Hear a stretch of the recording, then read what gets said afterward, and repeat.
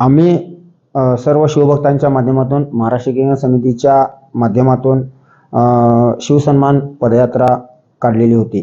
त्याचा उद्देश एकच होता की ह्या रेल्वे स्टेशनवरती छत्रपती शिवाजी महाराजांची प्रतिमा, डॉक्टर बाबासाहेब आंबेडकरांची प्रतिमा आणि बसवेश्वर महाराजांची प्रतिमा त्या ठिकाणी लावावी हा आमचा आग्रह होता। आणि त्याच्यासाठी आम्ही आमच्या महाराष्ट्र ऐक्य समितीच्या माध्यमातून आंदोलन देखील केलं आणि ह्या दोन्ही राष्ट्रीय पक्षांनी त्या पण ज्या आमच्या महापुरुषांचा अपमान केला, अजून देखील त्या ठिकाणी त्या छत्रपती शिवाजी महाराज, डॉक्टर बाबासाहेब आंबेडकर आणि बसवेश्वर महाराज यांच्या प्रतिमा त्या ठिकाणी लावलेल्या नाही आहेत। ज्या आपण ज्या ठिकाणी शिवभक्तांच्या, भीमभक्तांच्या, बसवभक्तांच्या माध्यमातून ज्या छोट्या छोट्या प्रतिमा त्या ठिकाणी लावलेल्या आहेत त्याच प्रतिमा आहेत तशा आहेत।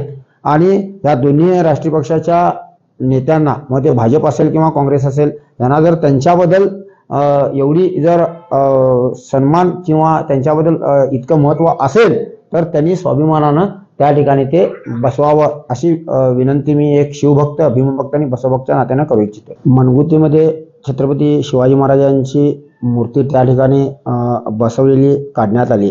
त्यावेळेला मनगुती गावामध्ये पण भरपूर मोठा वाद झाला। त्यावेळेला हिंदुत्ववादी सरकार असेल किंवा काँग्रेस सरकार असेल, हे दोन्हीही सरकारची मंडळी किंवा त्यांचे लोक त्या ठिकाणी येऊन त्या मराठी माणसांना तिथं त्या ठिकाणी न्याय दिला नाही। सह्याद्रीनगरमध्ये ह्या ठिकाणी एक छत्रपती शिवाजी महाराजांची मूर्ती बसवलेली होती। रातोरात त्या ठिकाणची शिवाजी महाराजांची मूर्ती पण त्या ठिकाणची हटवण्यात आली। त्यावेळेला पण हे दोन्ही राष्ट्रीय पक्षाचे नेते मंडळी, काँग्रेस असेल किंवा BJP असेल, ते त्यावेळेला देखील आले नाहीत। बेंगलोरमध्ये शिवाजी महाराजांच्यावरती ज्यावेळेला शाई फेक झाली आणि इथल्या मराठी माणसांनी, शिवभक्तांनी त्या ठिकाणी इथं धर्म संभाजी महाराजांच्या चौकामध्ये आंदोलन केलं आणि त्या आंदोलनामध्ये जवळजवळ 47 दिवस 50 कार्यकर्त्यांना जेलमध्ये घालण्यात आलं। त्यावेळेला पण हे राष्ट्रीय पक्षाचे नेते मंडळी त्यावेळेला पण मराठी माणसाच्या पाठीमागं उभारले नाहीत। तर त्या राष्ट्रीय पक्षातील भाजपा असेल किंवा काँग्रेस असेल, त्या दोन्ही राष्ट्रीय पक्षातील शिवभक्त किंवा मराठी भाषिक जनता, त्यांना मी विनंती करू इच्छितो, ह्या सगळ्यांचा जाब तुम्ही त्या ठिकाणी त्यांना विचारा।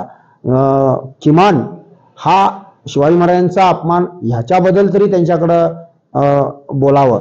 लिंग्विस्टिक मायनॉरिटी ॲक्टप्रमाणे आम्हाला त्यांनी आमच्या भाषेमध्ये परिपत्रकं द्यायला पाहिजेत, परंतु त्यांनी ती परिपत्रकं आमच्या भाषेमध्ये देत नाही झालेत। परंतु जबरदस्ती आपले जे कार्यकर्ते आहेत ह्यांची विचारसरणी काय आहे त्यांनी ते त्या आपल्या दोन्ही राष्ट्रीय पक्षांच्या नेते मंडळींना विचारावं।